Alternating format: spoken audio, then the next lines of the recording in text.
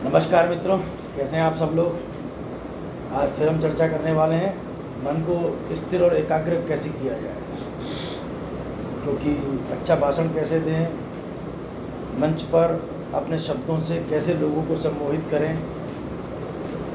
तो वो सारी वीडियो सीरीज के अंदर मैंने कई बार आपको कहा था, अध्ययन आवश्यक है, आपका आत्मविश्वास आवश्यक है, एकाग्रता मंच पर परम आवश्यक है।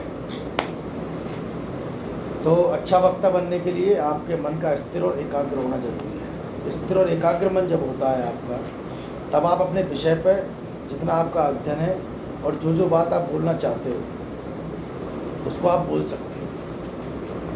कई बार क्या होता है, वक्ता बहुत अच्छे शब्दों के माध्यम से अपनी बात रखता है, उसके बावजूद भी उनको किसी लिखित में कागज़ की बहुत लंबा भाषण चलता है। आपने देखा होगा, बड़े बड़े राजनेता पॉइंट टू द पॉइंट अपनी बात रखते हैं, और बात रखने के साथ में उनके पास उनको कब कौन सी बात रखनी है उसी सीरियलिटी में उनके पास लिखा हुआ पर्चा होता है, और उसको वो देख देख के बोलते हैं। बहुत अच्छा और प्रभावी वक्ता भी जब बार बार कागज़ की तरफ देखता है तो पब्लिक के अंदर थोड़ा सा, या तो इतनी सफाई से बोला जाए कि आपको बार बार कागज़ को देखने की ज़रूरत ना पड़े, आपको कुछ भाषण आपका पढ़ा हुआ भी हो, आपको क्या क्या बोलना है वो विषय आपके ध्यान भी हो। जहाँ कहीं आप थोड़ा सा अटको तो वहाँ कहीं एक बार बातचीत में अपने गेस्टर्स के साथ में कुछ ऐसे डील करते हुए अचानक से अपने अंशों को देख लिया जाए कि हमें क्या बोल रहा है।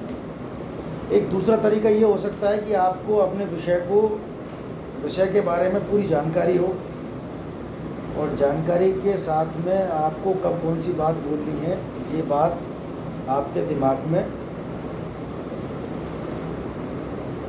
फिट हो जाए। उसके लिए आपके मन का स्थिर होना आवश्यक है, एकाग्रता का आवश्यक है। जब आपका मन स्थिर चित्त एकाग्र होगा तो आपको अपना विषय और कब कौन सी बात बोलनी है, कौन सा तथ्य आंकड़ा कब रखना है, कब क्या बात बोलनी है, कब कौन सी कविता के माध्यम से अपने श्रोताओं को आपको कुछ मैसेज देना है, कुछ संदेश देना है, कब किस शायरी का आपको लोगों का अटेंशन पैदा करने के लिए किसकी आवश्यकता है, वो सारी चीज़ें आपके जहन में जब आना प्रारंभ हो जाएंगी, जब आपका मन चित्त एकाग्र होगा, स्थिर होगा। उसके लिए मैंने पिछले अपने वीडियो में कहा है कि आप अपने आत्मविश्वास को बढ़ाइए और सूर्य नमस्कार कीजिए। उसी क्षण में आप ये कर सकते हैं कि आप थोड़ा सुबह जल्दी जगिए और अपने मन को स्थिर करने के लिए आपको ध्यान प्राणायाम कर सकते हैं। ध्यान से और प्राणायाम से मन और चित्त एकाग्र होता है, और जब स्थिर मन होता है तब आपको जो आसपास के दूसरे तरीके अपनाने की आवश्यकता होती है उनकी आवश्यकता आपको कम पड़ेगी। भाई आपको आधा घंटे पौन घंटे का भाषण देना है, कोई बात छूट नहीं जाए तो आप लिखते हो, वो अपनी सुविधा के लिए लिखते हो आप। बाकी आपने देखा है कि बहुत से नेता बहुत धारा प्रवाह में अपनी सारी बात कह भी देते हैं, क्योंकि उस समय बोलते वक्त उनका मन मस्तिष्क सिर्फ एक ही बात पे एकाग्र हो जाता है कि मुझे किस काम के लिए यहाँ आया हूँ, मैं इस मंच पे खड़ा हूँ, मुझे क्या क्या बात अपने श्रोताओं को, अपनी जनता को बतानी है। ये स्थिर चित्त वाला व्यक्ति बहुत आसानी से कर लेता है, जबकि मन में अगर थोड़ा भटकाव होता है तो बार बार आपको विषय को भूलोगे, इधर उधर झांकने की कोशिश करोगे, लिखा हुआ है तो बार बार कागज़ की तरफ देखोगे, थोड़ा अच्छा उतना उन्नत इम्प्रेशन आपके श्रोताओं के ऊपर नहीं जाएगा उसमें। तो आप चाहते हो कि मैं बहुत एकाग्र होकर के भाषण करूं, तो आप थोड़ा सा योग ध्यान प्राणायाम कीजिए। जब आप प्राणायाम करोगे, जब ध्यान करोगे तो आपका चित्त एकाग्र होना प्रारंभ होगा। आपको विषय भी, जब आप विषय का अध्ययन करोगे, एकाग्रता आपके वहाँ भी काम देगी। आपके मन का भटकाव रोकेगा, तो आप जिस विषय को पढ़ना चाहते हो उस विषय को आप आराम से पढ़ भी पाओगे, और जब विषय को आप आराम से पढ़ पाओगे तो अच्छा, और जब मन एकाग्र होगा तो अच्छे ढंग से बोल भी पाओगे। उसी सीरियलिटी से, जिस सीरियलिटी में आपने याद किया, उसी सीरियलिटी से, उसी लयबद्ध तरीके से आप उसको, अपने आंकड़ों को, अपने श्रोताओं को, जनता के बीच में रख पाओगे। तो उसके लिए मैंने आज के वीडियो में आप सभी लोगों से चर्चा इस बात के लिए की कि अपने मन को एकाग्र कीजिए, एकाग्र करने की कोशिश कीजिए। चित्त का स्थिर होना आवश्यक है। आपके विषय की गंभीरता लोगों तक पहुँचे। आपने बहुत मेहनत करके कोई विषय तैयार किया, किसी टॉपिक पर बोलने के लिए आपको कहा गया, आपको आधा घंटे बोलना है, 40 मिनट बोलना है।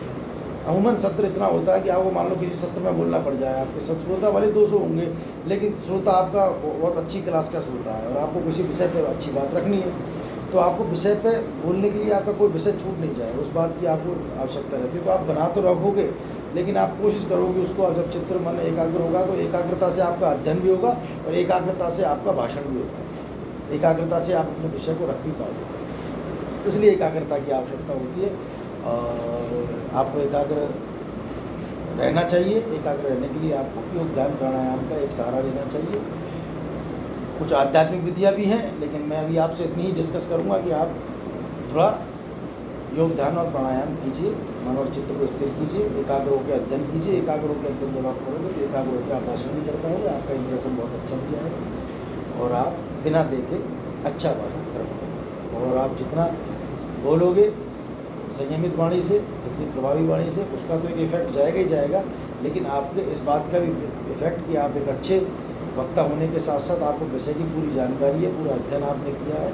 वो एकाग्र चित्त का व्यक्ति अध्ययन भी अच्छा कर सकता है और अच्छे रूप से अपनी बात को जनता के बीच में प्रेजेंट भी कर सकता है, अपने श्रोताओं के बीच में प्रेजेंट भी कर सकता है। तो आज की वीडियो में हमसे इतनी बात करेंगे और एकाग्र होइए, एकाग्र होकर के अध्ययन कीजिए और एकाग्र होने के साथ ही अपना भाषण भी दीजिए। आपके भाषण का बहुत अच्छा इंप्रेशन जाएगा। आज की वीडियो में इतनी बात करेंगे और आपने बहुत इत्मीनान से हमारी बात को सुना है और आप हमारे पिछले वीडियो को भी देख रहे हैं, इसको भी देख रहे हैं और अपना आशीर्वाद और स्नेह प्रदान कर रहे हैं। आपका बहुत बहुत धन्यवाद। आप देखते रहिए। इस बात का कोई फ़र्क नहीं पड़ता कि हमारी बात कितने लोगों तक पहुँच रही है और कितने लोग हमारी बात को सुन रहे हैं, हमारी वीडियो को देख रहे हैं और हमारी बात से इत्तेफाक रखते हैं। लेकिन इस बात का इम्पोर्टेंस है कि जहाँ तक ही पहुँचे वो कम से कम थोड़ा थोड़ा अपनी पर्सनालिटी में इतना इम्प्रूवमेंट करते चले हमारी बातों के माध्यम से कि वो उन्नत किस्म के वक्ता बनने की अग्रसर हो और निश्चित रूप से बहुत अच्छे वक्ता बने। आप सब लोगों के लिए मेरी शुभकामनाएं।